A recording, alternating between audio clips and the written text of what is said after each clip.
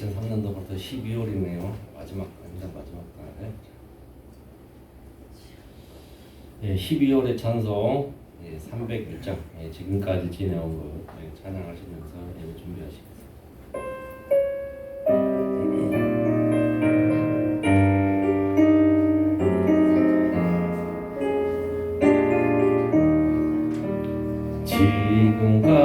지금까지 지내온 주의 크신 은혜라 한이 없는 주의 사랑 어찌 이루 말하랴 자나깨나 주의 손이 항상 살펴주시고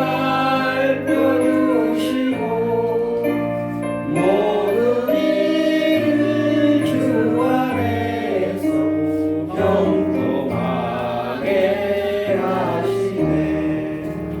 몸도 마음도 연약하나 세인마다 살았네. 물 붓듯이 부시는 주의 은혜 족하다. 사랑 없는 거리에나 험한 산길에 뵐 때 주의 손을 굳게 잡고 찬송하며 가리라. 주님 다시 배울 날이 날로 다가와 무거운 짐 주께 맡겨 벗을 날도 멀지 않네. 나를 위해 예비하신 고향집에 돌아가 아버지의 품 안에서 영원토록 살리라.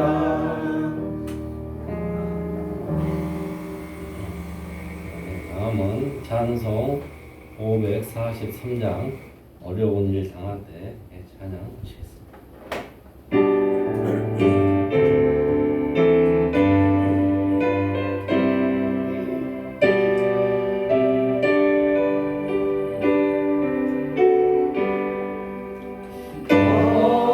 어려운 일 당할 때 나의 믿음 적으나 의지하는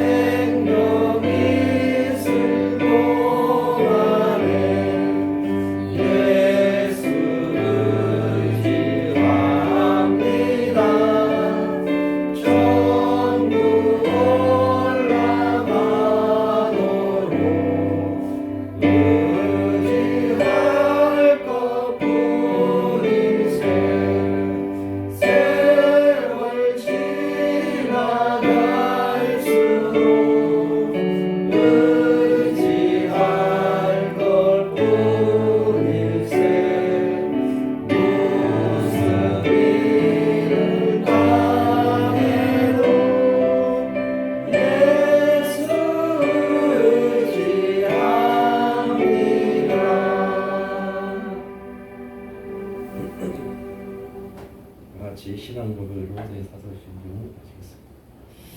전능하사 천지를 만드신 하나님 아버지를 그 애아들 우리 주 예수 그리스도를 믿사오니 이는 성령의 대하사 동면을 만나게 해주시고 우리와 빌라에게 문화를 발사 십자가를 못 박혀 주시고 장사한 지 사흘 만에 죽은 자 가운데서 다시 하늘로서 참가하신 하나님의 안되시고 저로서 산자와 죽은 자의 심판하시고 성령을 믿사 거룩한 권위와 성도가 지혜를 사하여 주시고 몸이 될 사람이고 영원히 사는 것을 믿사.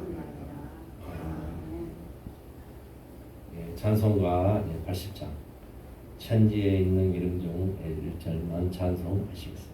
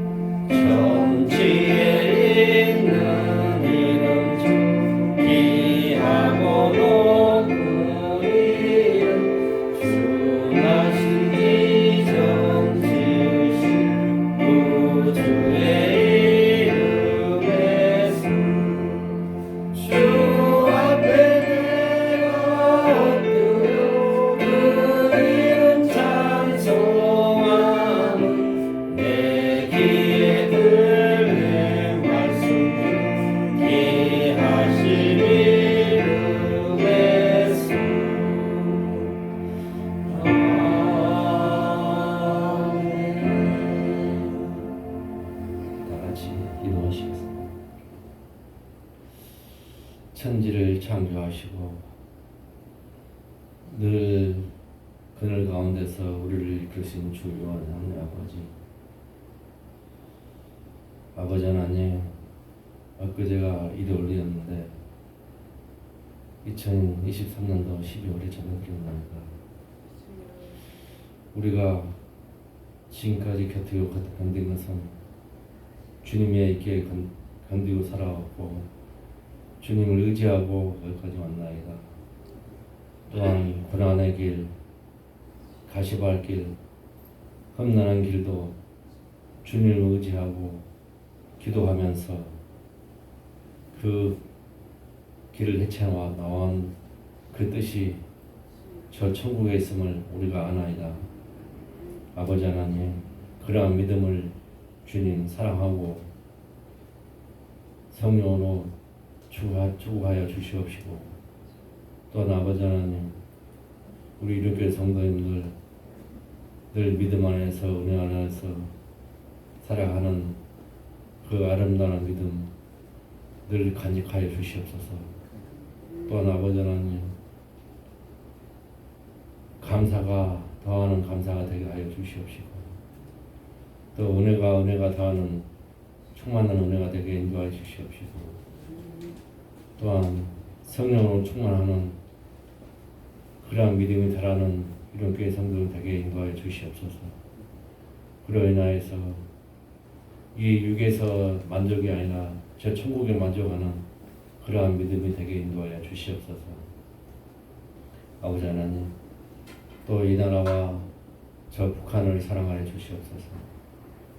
저 북녘 땅에 주님 믿음은 무궁히 들어가게 인도하여 주시옵시고, 남북이 통일되는 기적 같은 역사가 이루어지게 주여 베풀어 주시옵소서. 우리 육에서 사람들은 할 수 없으나 주님은 모든 뜻을 이룰 수 있사오니, 주님이 하고자 하는 일은 기적같이 이루어진다고 하였사오니, 남북 통일 주님 기적같이 이루어질 수 있도록 인도하여 주시옵소서.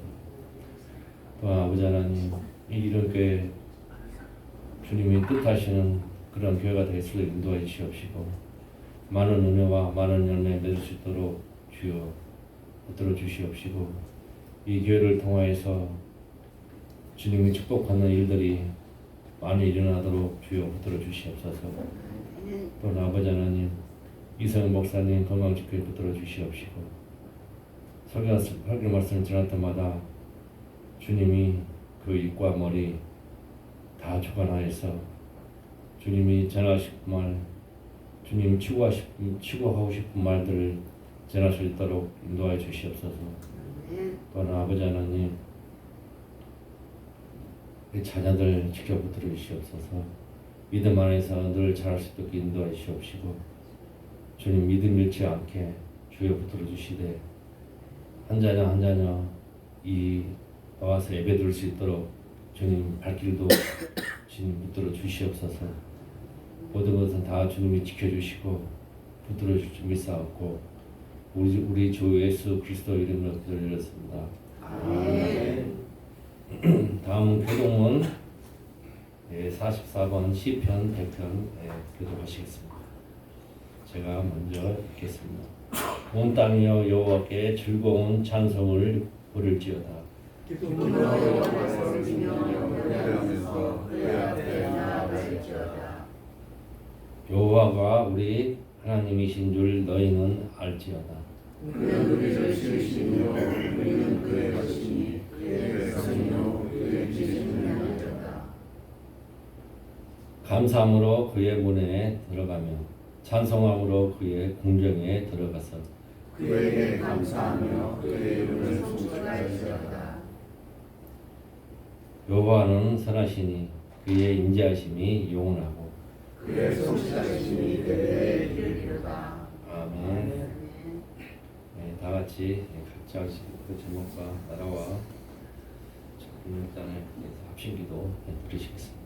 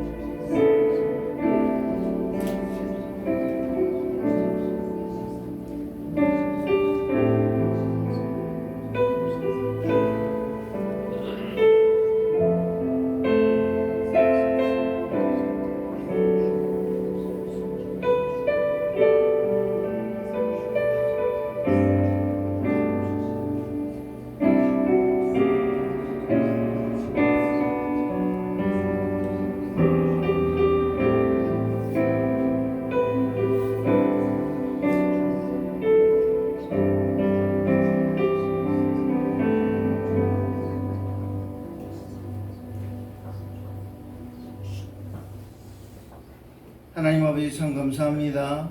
우리 삶 가운데 항상 은혜를 베풀어 주시고 또 선하게 하나님 뜻대로 우리 삶이 인도하시는 그 하나님께 찬양과 영광을 올려드립니다. 하나님 이 예배의 시간에 우리들이 모여서 하나님을 예배하게 하심도 감사합니다.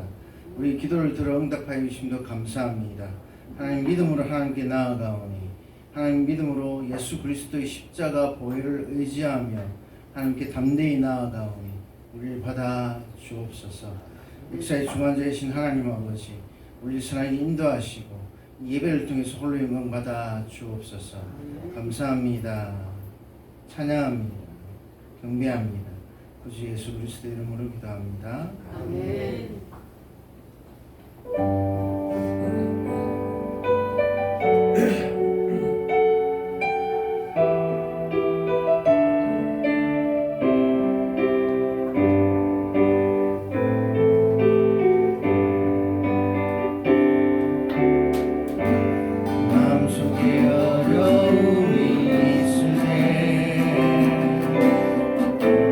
마음속에 어려움이 있을 때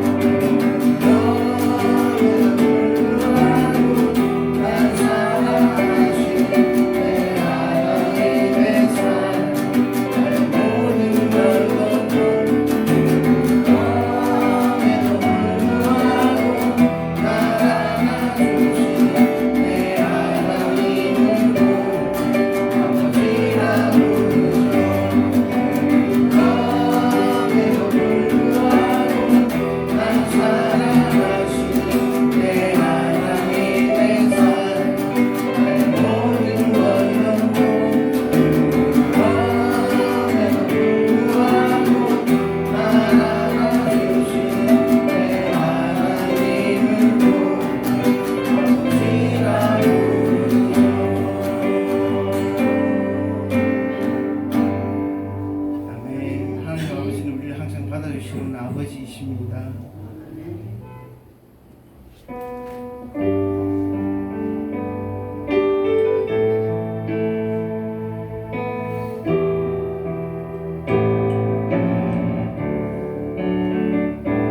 내가 무엇을 가지고 여호와 앞에 나가면 높으신 하나님께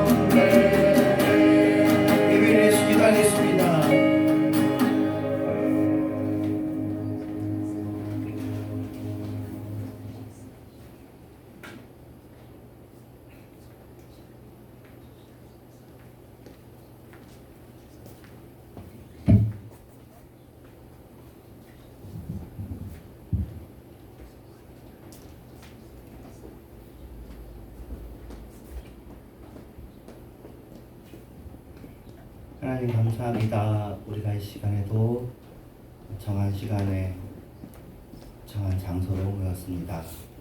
주님, 주님이 재림하실 것을, 다시 오실 것을 우리가 믿으며 주님이 지금도 이 세상을 다스리고 계시는 것을 믿습니다. 지금도 우리의 마음도 주장하여 주시고 우리가 주님 뜻에 합당하게 하나님 보시기에 선하고 아름답게 살 수 있도록 우리가 마음을 내어놓사오니 주의 역사하여 주시옵소서. 기도는 역사하는 힘이 있는 줄로 믿사오니 주 우리의 나날의 삶이 주님과 동행하는, 주님을 기쁘게 하는, 주님을 정말 만족시키는 그런 삶을 살게 하여 주시옵소서. 예수님의 이름으로 기도합니다. 아멘. 오늘은 시편 1편 1절에서 2절인데요. 같이 읽을까요? 시작.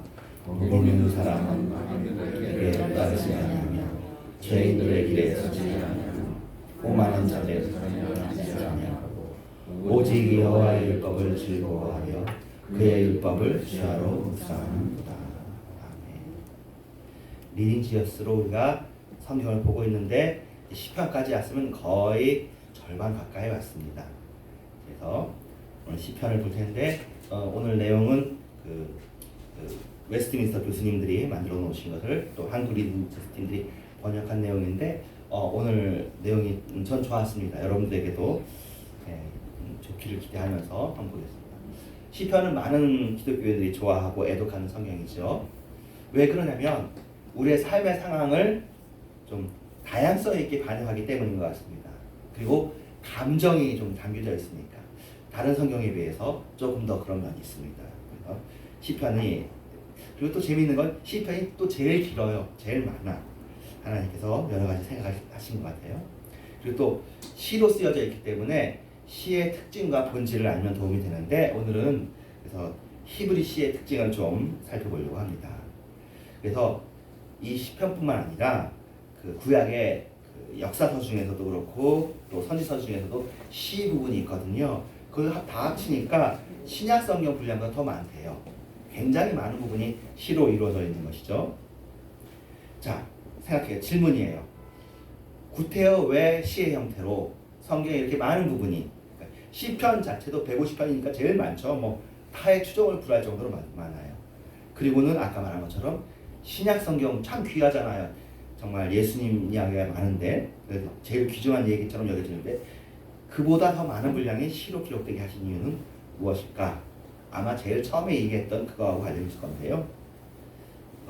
이렇게 설명해 볼 수 있습니다. 우리는 성경을 통해서 사실과 정보, 교훈과 지시사항을 듣기를 원합니다.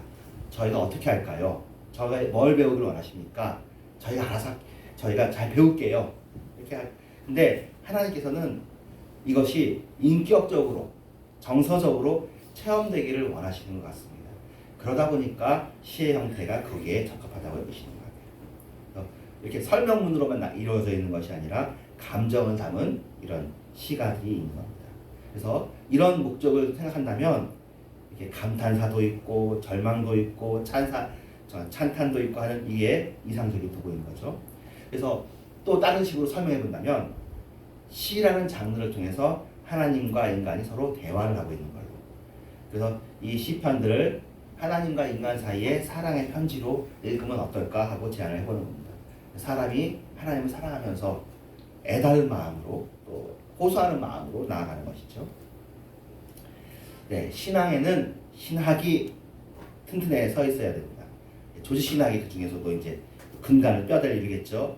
조지신학, 성경신학, 뭐 역사신학, 실천신학 이런 신학들 그래가지고 뭐 어떻다 뭐 삼위일체는 어떻다 또 예수님의 기독론은 어떻다 이런 것이 있어야 되는데 그 신앙은 우리의 머리를 채우지만 우리의 마음을 채우고 우리의 몸을 움직이게 하려면은 전인격적으로 반응을 해야 되는 거죠. 신앙이 생활이 돼야 되는 거잖아요. 그래서 우리가 신앙생활한다 이렇게 하는데 믿음하고 생활이 떨어져 있으면 그건 이원론이잖아요. 신앙생활이 돼야 되는데 시라는 장르가 이것들을 이루는데 도움이 되고요. 더구나 사실은 우리의 생활 속에서 느껴지는 어려움들을 신앙이랑 붙일 때 우리의 그러니까 거꾸로도 되는 거예요. 우리가 삶을 살면서 느끼는 것들이 이 신학이랑 과연 관련이 있나? 우리가 배우는 교훈이랑 관련이 있나 할 때 이 시라는 장르를 통해서 우리가 이렇게 하나님께 나아가는 데 도움이 되어집니다. 그래서 우리의 감정이 이제 자극되어지고요. 우리의 의지를 호소하기도 하고요. 때로는 상상력을 촉진시킵니다. 좀 자유롭잖아요. 시라는 게 상상력을 배경으로 쓰여지는 것이니까 조금 허용되는 게 많이 있어요. 시적 허용이 있죠. 여기서 이제 이 내용은 학자들이 하는 이야기인데 제가 이것을 좀 바꿔보려고 해봤어요. 그냥 콜론이라는 단어를 썼더라고요. 이것을 구절이라고 보통 하니까 구, 행, 절, 연 이렇게 해도 되겠는데 어쨌든 그 유튜브 상에서는 콜론이라고 해놨습니다. 딱딱 점 2개 찍힌 걸 얘기하는데요. 그 핵심은 뭐냐면 조그만 단위가 있고 좀 큰 단위가 있다. 행이라는 건 줄을 의미해요. 한 줄. 시편 한 줄. 2개가 연결돼서 한 절 또는 4개가 연결돼서 한 절을 이룬다 이렇게 되는 것이고요. 그 다음에 좀 장편시는 연이 몇 개가 있는 거고요. 어떨 때는 뒤에 설명이 나오겠는데요. 할렐루야 하늘에서 여호와를 찬양하며 높은 데서 그를 찬양할지어다 할 때 잘라진 거 있죠. 이렇게 잘라진 것이 콜론. 그 다음에 붙어진 것이 이제 행이 지금 2개가 있습니다. 근데 행 2개가 모여서 한 절을 이루는 거죠. 한 절 또는 행이 4개가 모여서 이루어진 한 절로 된 시편일 수도 있고요. 때로는 이 절로만 이루어진 것이 아니라 연까지 이루어진 시편이 있을 수 있겠죠. 그래서 이렇게 있구나. 이것을 설명하는 이유가 이 다음에 좀 더 다른 내용을 설명하려고 여기 이 설명이 있어요. 그래서 이 2-3개의 콜론 또는 구가 이루어져서 하나의 행을 이루는데 히브리 시에서는 다른 나라 시하고는 좀 다르게 운율, 음악성을 강조하는 것은 있긴 있지만요. 그렇게 강하지가 않아요. 음악성. 그 음악성을 아주 강조하는 시는 영시입니다. 영시는 끝에 있는 그 발음, 한 시의 마지막 발음을 그 2번째 시의 발음하고 같게 해야 돼요. A, A, C, A 하든지 이런 식으로 해야 됩니다. 한 시도 그래요. 그래서 이게 아주 영국 사람들한테 깊이 그리고 중국 사람들한테 잡혀 있어서 내용도 이어져야 되지만 이 3번째 구절을 뭘로 할까 할 때 똑같은 발음이 나오는 우리로 치면 뭐 율, 뭐 불 이런 것들이 리을로 끝나잖아요. 그것이 운율이거든요. 그런 것들을 생각해가지고 거기에 맞춰요. 운율을 먼저 생각하고 의미를 맞추는 것이 한시하고 영시예요. 근데 우리나라 시도 이상하게 또 히브리스처럼 우리나라도 운율이 발달되지는 않았어요. 시조는 이렇게 글자 수 맞추는 걸로만 되어 있지 끝에 있는 가군이라고 그러죠. 가군을 맞추는 것은 영시와 한시 그리고 다른 나라 시들에게 많습니다. 아주 음악적이에요. 시가 음악적인데 히브리 시는 있긴 있는데 첫 음절을 맞추는 것들이 있고 나머지는 그렇게 크게 강하지 않아요. 대신 다른 것을 강조하는 게 있는데 그것이 이제 여기 써 있는데 평행법이라고 해서 내용을 기반으로 한 평행법입니다. 그 소리보다 중요한 것이 히브리서에는 그 문장의 내용이에요. 개념. 그래가지고 번역할 때 소리를 위주로 번역하는 시편은 번역하다 보면은 그 매력이 절반으로 줄어든다고 해요. 근데 히브리 시들은 번역을 할 때 완벽하게는 아니지만 그래도 80-90%가 잘 번역이 되는 편이에요. 내용이니까. 그래서 다양한 언어로 번역할 수 있는 적합한 형태인데 이것도 하나님의 섭리라고 생각할 수 있습니다. 여기 나옵니다. 사무엘상 2장 3절인데 심히 교만한 말을 다시 하지 말 것이며 오만한 말을 너희 입에서 내지 말지어다. 히브리어 원어도 있겠지만 번역이 이렇게 됐는데 뭐가 반복이 되어졌죠? 교만한 말, 오만한 말 다시 하지 말라, 입에서 내지 말라. 내용이 반복이 됩니다. 이것을 평행법이라고 해요. 평행법. 그래서 히브리 시 산문의 가장 중요한 법이 평행법이에요. 그러니까 한 번 한 이야기를 한 번 더 반복을 해요. 그래서 신학교에서 성경신학을 하면은 이게 가장 기본적으로 배우고 끝나고 나와도 제일 오래 기억에 남는데 설교 때는 이런 얘기를 잘 안 하지 않잖아요. 성경에 보면 우리 아까 시편 1편도 사실은 반복이었거든요. 1절에서도 2절도 반복이었는데 이게 사실은 반복을 통해서 서로가 서로를 더 보충해주고 그 의미를 더 생각해 주는 거예요. 자, 사무엘하 2장 3절에 여호와는 지식의 하나님이시라 행동을 달아보시느니라. 지식의 하나님이라서 행동을 달아보신다라는 내용이 연결되어 있습니다. 그래서 이제 행동을 달아보신다는 의미하고 지식의 하나님이라 서로 우리가 영역에서 묵상해 볼 수 있게 되어져 있죠. 이게 콜론 또는 구에 해당하고요. 그래서 개념의 평행법이라고 아까 말씀드렸어요. 그래서 이 반복을 좀 연구를 해봤어요. 첫 구절하고 둘째 구절의 서로 관계가 어떤 것이냐, 강조일 수도 있고 발전일 수도 있고 대조일 수도 있고 구체화일 수도 있는데요. 학자들이 5가지로 한번 구분을 해보았습니다. 첫 번째는 동의적인 평행법이에요. 첫째 구절이 둘째 구절을 다시 설명하는 평행법인데 제가 보기에 이게 제일 많아요. 앞에 있는 내용들이 다시 한번 반복되어집니다. 그리고 1번하고 3번이 또 비슷하기도 해요. 자, 동의적인 평행법. 여호와께서 이미 정하신 일을 행하시고 옛날에 명령하신 말씀을 다 이루셨으며. 그러니까 이 의미가 중요하다는 거죠. 그래서 2번을 말하는 거예요. 우리나라 말에는 이게 이런 게 비슷한 예가 없지만 히브리 사람들은 이렇게 말해야 마음이 편한 거죠. 여호와께서 이미 정하신 일을 옛날에 명령하신 말씀을 행하시고 다 이루셨다. 그렇게 우리가 이해하면 되겠죠. 통합적인 평행법이 있는데 이것도 거의 1하고 비슷한데 첫째 구절에서 시작된 개념을 둘째 구절이 이어받아서 발전시키는 건데요. 이렇게 여호와는 크신 하나님이신데 크신 하나님이시요 모든 신들보다 크신 왕이시다.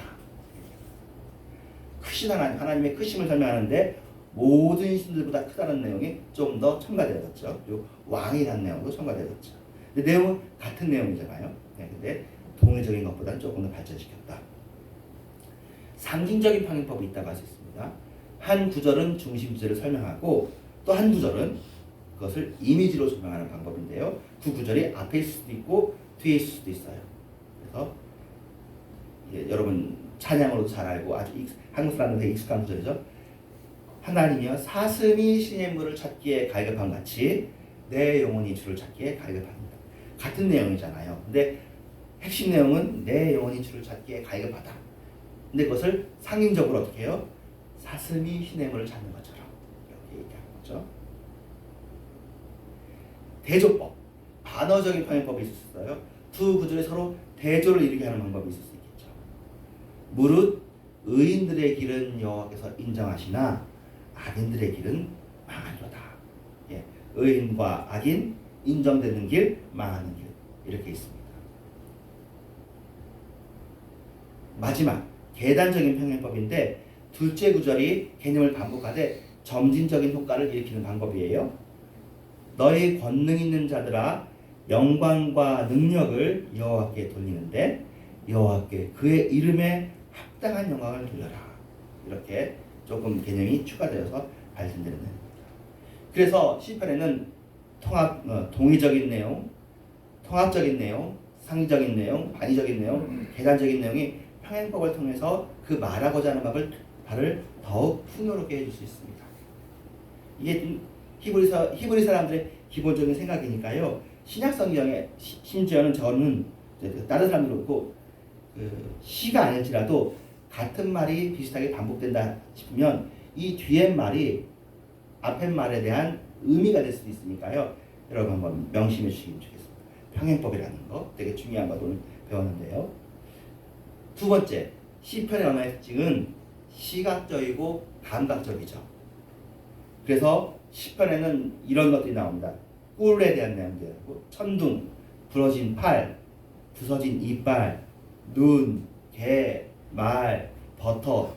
예, 여러분도 좋아하시는 시편인데 아론의 머리에 두른 기름이 그의 수염을 통해 흘러내리는 모습 등 강력한 시각 언어들을 사용해서 이제 시라는 게 원래 그런 거잖아요. 예. 뭐 저 같은 경우에는 시편에서 제일 많이 얘기하는 건 사냥꾼의 올무에서 벗어난 새, 예, 다윗의 자신의 모습을 얘기한 것인데 덫에 걸린 새는 빠져나오지 못하는 것인데 사냥꾼의 올무에서 새가 빠져나오는 것처럼 자기가 사울 왕에게서 벗어났다. 이게 우리 이야기이기도 하죠. 그런 것들이 시편에서 대표적인 이미지입니다. 또 하나는 일상생활에서 나오는 이야기들을 이미지로 해서 신학적 개념을 설명하는 게 시편에 많이 나와 있는데 여기 예로 드는 것이 시편 23편입니다. 하나님이 사랑하신다. 하나님께서 우리를 돌보신다 하는 것을 선한 목자라는 구체적 이미지로 표현하죠. 그래서 이제는 선한 목자가 얼마나 교회를 대표하는 이미지예요. 하나님을 선한 목자 딱 하면은 하나님이 딱 생각나도록 목동과 목자와 양과 이게 굉장히 큰 이미지가 되어졌죠. 시편 23편에 시작해서 성경 전체에 대한 이미지로 이것이 시편의 힘입니다. 그리고는 마지막으로 시편은 시인의 경험을 이미지로 표현하는 거죠. 자신의 경험을. 그래서 시편 40편에 보면 자신의 구체적인 공경을 비유적인 언어로 나타냅니다. 그러면 우리들이 공감할 수가 있어요. 거기 보면 나를 기가 막힐 웅덩이와 수렁에서 끌어올리셨다고 해요. 얼마나 힘들면 아직 사냥꾼의 올무도 그렇지만 기가 막힐 웅덩이라고 해요. 기가 막힐 웅덩이. 여기서 또 반복이죠. 웅덩이와 수렁 같은 내용인데 이걸 좀 강조하고 싶은 거예요. 기가 막힐 웅덩이와 기가 막힐 수렁에서 안 들어가야 되는데 거기서 끌어올려서 진탕에서 아주 막장에서 내 발을 반석 위에 뒀어. 아까하고 비교하면 또 대조가 되어 있어. 아까는 웅덩이, 지금은 반석. 거기서 끌어내가지고 어떻게 됐는지 기적처럼 내 발이 반석 위에 올라간 거예요. 진탕이 아니라 반석이면 좋은 것 중에 최고로 좋은 것이잖아요.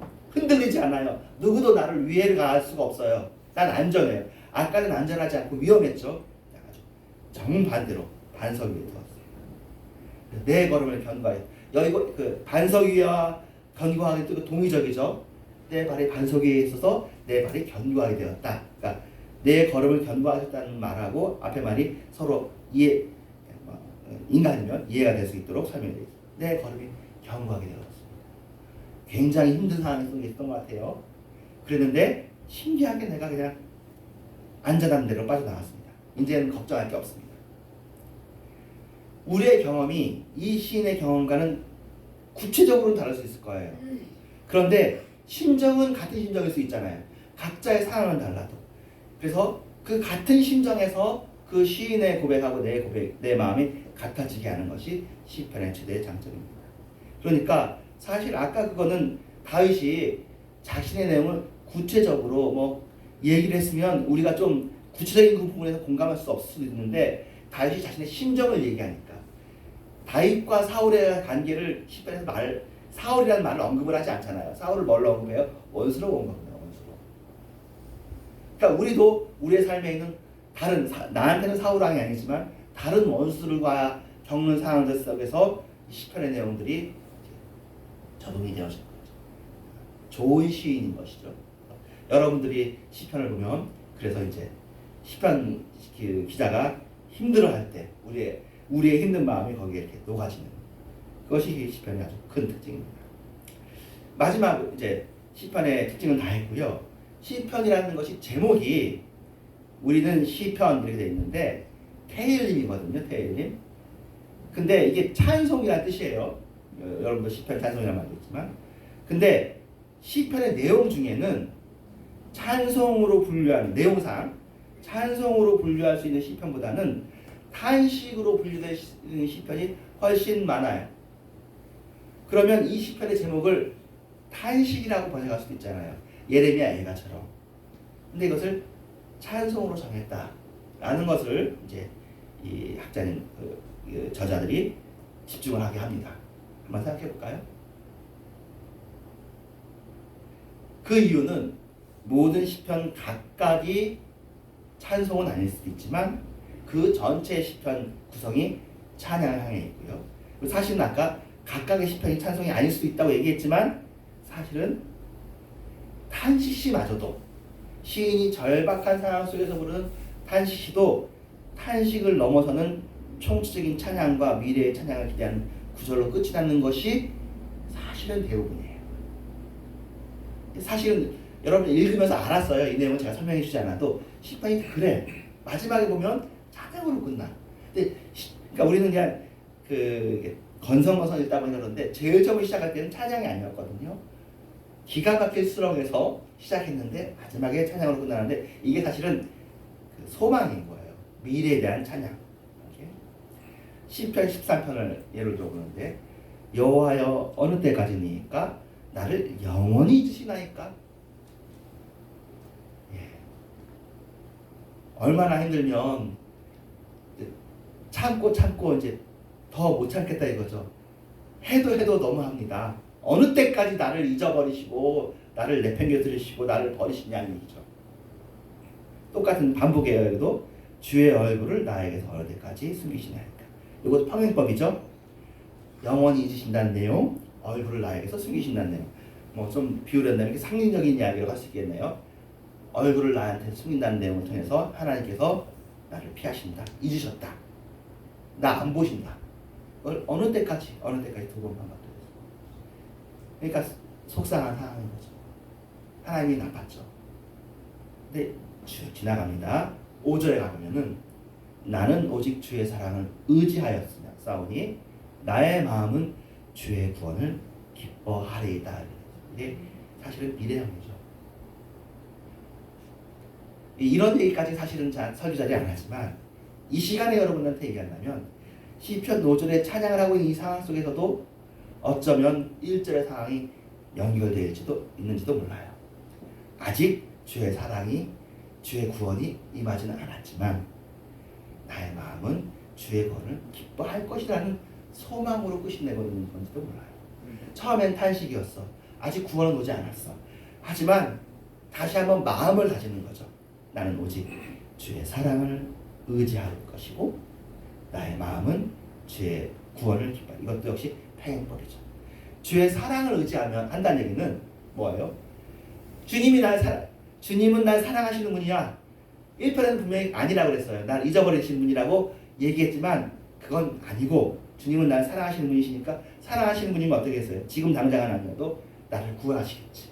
나를 구원하면 난 그 구원을 기뻐하겠지. 라고 얘기하는 것이 5절이죠. 6절에 내가 여호와를 찬송하리니 이는 내가 주께서 내게 은덕을 베푸심이니라. 찬송할 것이 미래 찬송하게 될 것이다.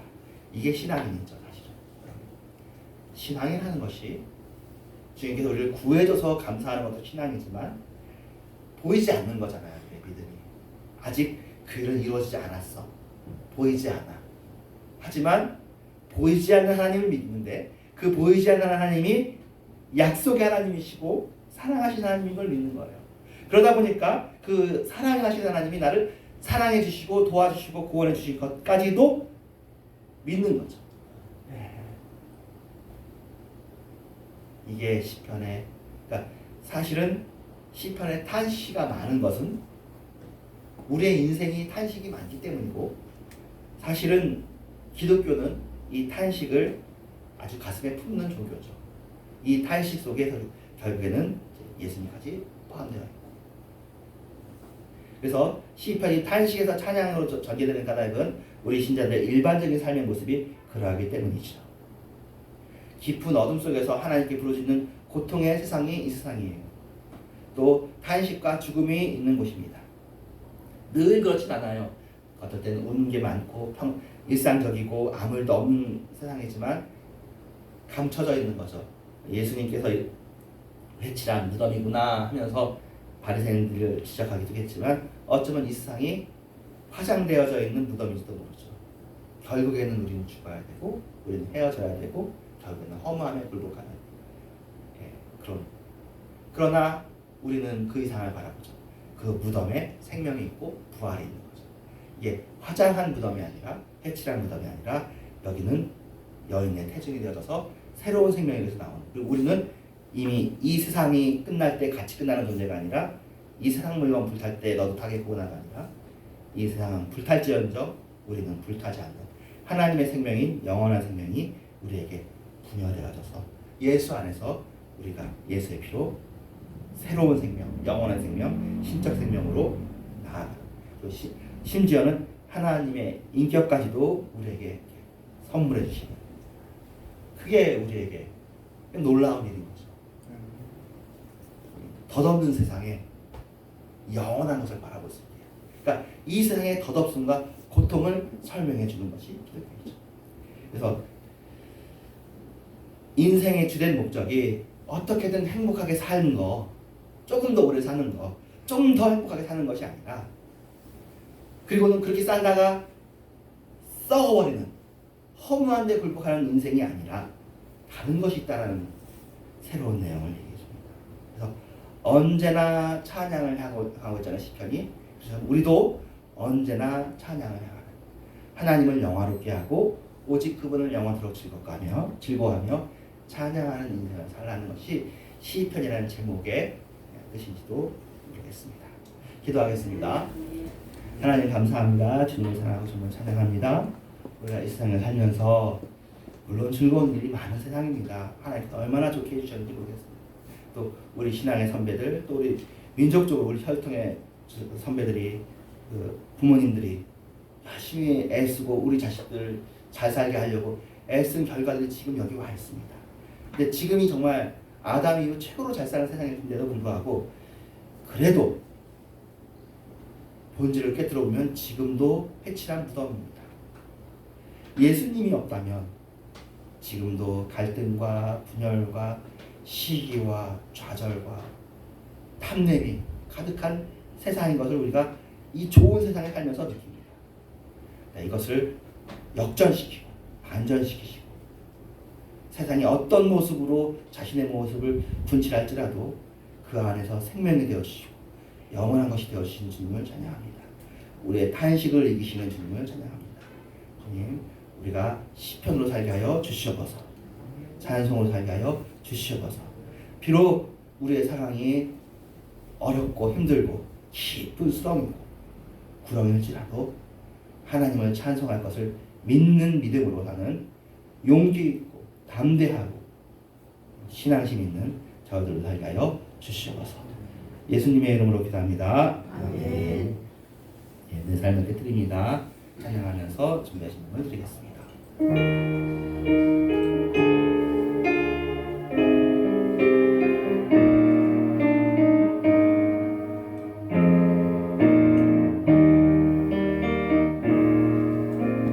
날 위해 십자가에서 깨뜨리신 사랑, 오늘도 그 사랑 안에 거합니다.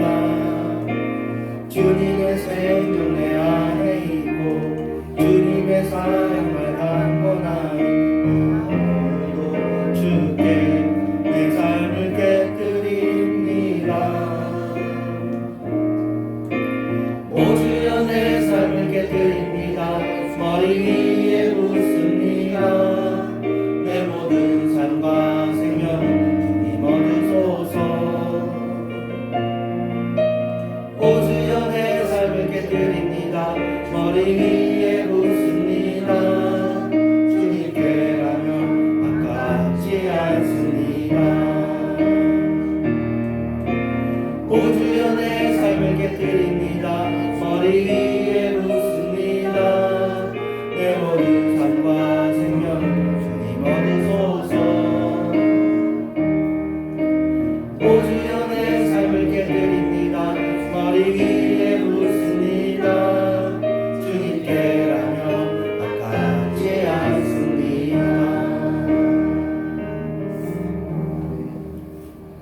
하나님 감사합니다. 우리가 이렇게 헌금을 주님께 드립니다. 주님 또 우리의 삶이 또 좋은 직장으로 이어져서 감사합니다.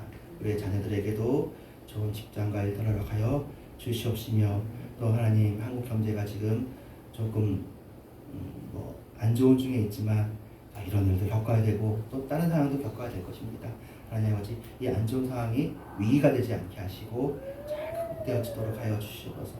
어려운 사람들, 힘든 사람들 잘 보살펴 주시고 그 힘들고 어려운 중에서 오히려 그걸 통해서 주님께 나아가는 그런 자신이 누구이고 자신의 영혼이 얼마나 소중한지를 이 세상에서 벗어나 영원한 세계를 바라보는 그런 귀한 일을 있게 하여 주시옵소서. 예수님의 이름으로 기도합니다. 아멘. 주기도문 하고 축도합니다. 하늘에 계신 우리 아버지 이름이 거룩하기를 원하시오. 나라의 마옵시며 뜻이 안에 들어진 것 같이 땅에서 내려오시리다. 오늘 나를 위로하여 주시고 우리가 우리 죄 지은 자를 사하여 주는 것 같이 우리 죄를 사하여 주시고 우리를 시험하지 말게 하옵시며 다만 하게서 구하옵소서. 우리에게 나라와 권세와 영광이 아버지께 영원히 쌓옵나이다. 아멘. 때가 찬 지금 교회 마리아 되신 예수 그리스도의 은혜와 하나님의 사랑과 성령의 역사하심이 주님의 변함없이 살아놓으신 교회와 이런 교회와 전세계 교회 위에 이제부터 영원토록 함께 계실지어다. 아멘.